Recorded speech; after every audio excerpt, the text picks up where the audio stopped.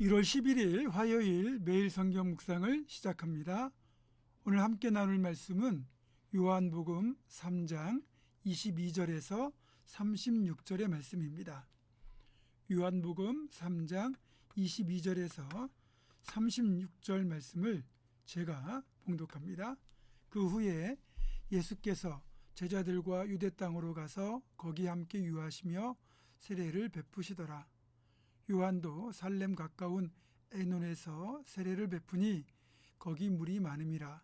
그러므로 사람들이 와서 세례를 받더라. 요한이 아직 옥에 갇히지 아니하였더라. 이에 요한의 제자 중에서 한 유대인과 더불어 정결 예식에 대하여 변론이 되었더니 그들이 요한에게 가서 이르되 랍비여, 선생님과 함께 요단강 저편에 있더니 곧 선생님이 증언하시더니가 세례를 베풀매 사람이 다 그에게로 가더이다. 요한이 대답하여 이르되 만일 하늘에서 주신 바 아니면 사람이 아무것도 받을 수 없느니라.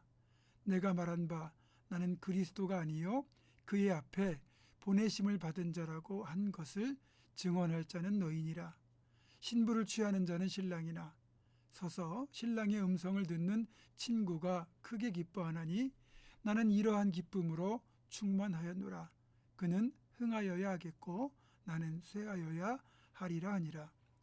위로부터 오시는 이는 만물 위에 계시고 땅에서 난 이는 땅에 속하여 땅에 속한 것을 말하느니라.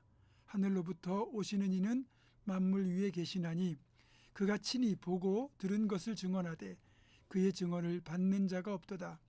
그의 증언을 받는 자는 하나님이 참되시다는 것을 인쳤느니라.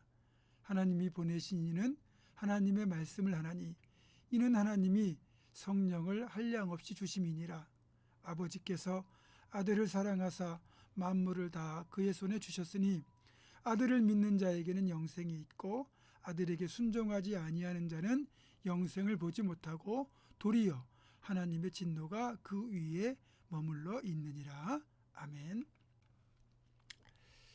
제가 목회자로서 담고 싶은 주님의 성품이 있는데 그걸 크게 두 가지로 이야기하면 하나는 온유, 또 하나는 겸손입니다. 먼저 온유를 보자면 온유의 사전적 의미는 성격이 온화하고 부드럽다 이런 뜻입니다. 구약의 모세가 온유했다고 말하지만 모세의 온유함도 주님의 온유에는 못 미칩니다.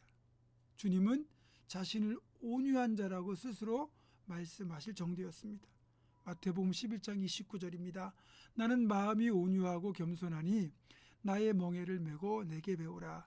그리하면 너희 마음이 쉼을 얻으리니. 이렇게 말씀하시죠. 그 정도로 주님이 온유하셨다는 겁니다. 다음은 주님의 겸손입니다. 주님의 겸손을 가장 잘 표현하고 있는 성경 구절은 빌립보서 2장 5절에서 8절입니다. 너희 안에 이 마음을 품으라.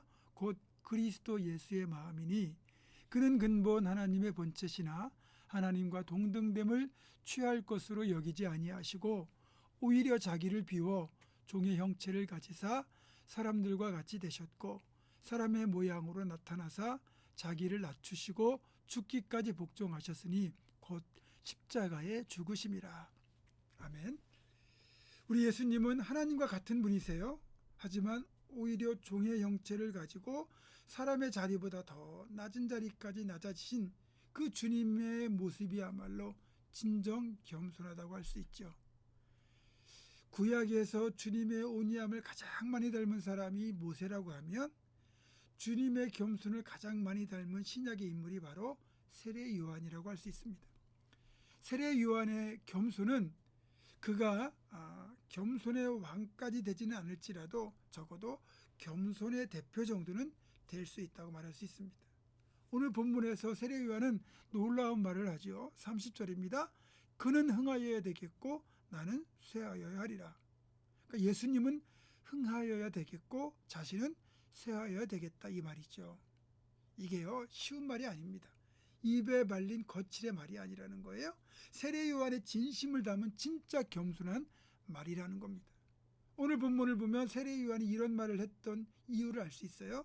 22절을 보면 예수님께서 유대 땅에 거하시면서 세례를 베풀기 시작했는데 이제 요단강에서 세례 요한도 세례를 주고 예수님도 세례를 주다 보니까 사람들이 세례를 받으러 나오는데 어떤 이는 세례 요한에게 가고 어떤 이들은 예수님께 가는 거예요. 그런데 세례의 원조라고 할 수 있는 세례 요한에게 세례를 받으러 나오는 사람보다 예수님에게 세례를 받으러 가는 사람이 훨씬 더 많게 되면서 세례 요한의 제자들 중에서 세례 요한에게 이렇게 묻게 된 거죠. 선생님이 세례를 주셨고 선생님이 증언하시던 이가 세례를 베푸니까 사람들이 다 그리로 몰려갑니다. 어떻게 된 겁니까? 이런 제자들의 질문에 세례 요한이 했던 대답이 이겁니다. 만일 하늘에서 주신 바가 아니면 사람이 아무것도 받을 수 없느니라. 신부를 취하는 자는 신랑이나 신랑의 음성을 듣는 친구가 크게 기뻐하나니 나는 이러한 기쁨으로 충만하였노라. 그는 흥하여야 하겠고 나는 쇠하여야 하리라. 예수님은 신랑이고 자신은 들러리인데 신랑 때문에 들러리인 자신이 기쁘다는 것, 그것처럼 오히려 주님이 그렇게 이제 더 관심을 받고 주목을 받고 그리고 이제 주님의 위대한 사역이 펼쳐지는 것에 대하여 세례 요한은 진심으로 기뻐하며 자신을 겸손하게 낮추고 있는 겁니다. 한마디로 예수님을 떠오르는 태양으로 자신은 지고 있는 달로 비유한 셈이에요. 사실 세례 요한의 겸손이 얼마나 대단한 것인가를 우리가 보려면 세례 요한과 예수님의 당시 위치를 비교해 보면 알 수 있습니다. 세례 요한은 명문 제사장 가문 출신이에요. 그의 아버지는 사가랴로서 이스라엘의 존경받는 제사장이었습니다. 반면에 예수님은 가난한 시골 촌구석의 목수의 아들입니다.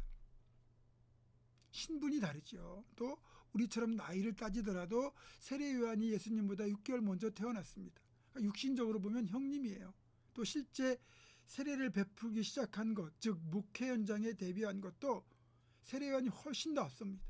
이처럼 세상적인 기준에서 본다면 모든 면에서 자신보다 못하고 또 자신에게 세례를 받았고 훨씬 더 늦게 사역을 시작한 예수가 오히려 사람들의 인기를 더 끌고 더 인정받고 더 드러남에도 불구하고 이걸 전혀 질투하지 않는 세례 요한의 모습에서 우리는 참된 겸손의 모습을 발견할 수 있다는 겁니다.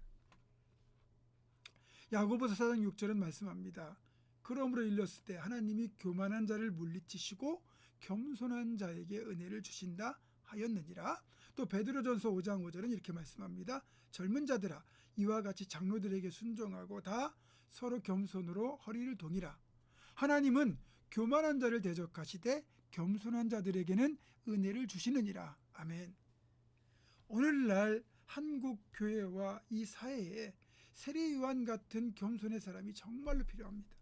누구나 드러나기를 원하고 대접받기 원하고 높아지기를 원하는 이 시대에 이러한 겸손의 모습을 갖춘 세례 요한 같은 사람을 하나님은 찾고 계십니다. 사랑하는 성도 여러분, 저도 여러분도 세례 요한의 이런 겸손을 정말 아름답게 닮아갈 수 있기를 주님의 이름으로 축원합니다. 아멘. 기도하겠습니다. 고마우신 아버지 하나님, 세례 요한의 그 참된 겸손을 우리 모두가 본받게 하시고 닮아가게 하여 주시옵소서. 예수님의 이름으로 기도하옵고 이제는 우리 주 예수 그리스도의 은혜와 하나님의 사랑과 성령의 교통하심이 세례 요한처럼 겸손하고자 다시 한번 굳게 결단하는 사랑하는 모든 성도들 이들의 삶과 가정과 생업과 앞날과 우리 교회 위에 지금부터 영원토록 함께 하시옵기를 간절히 축원하옵나이다. 아멘.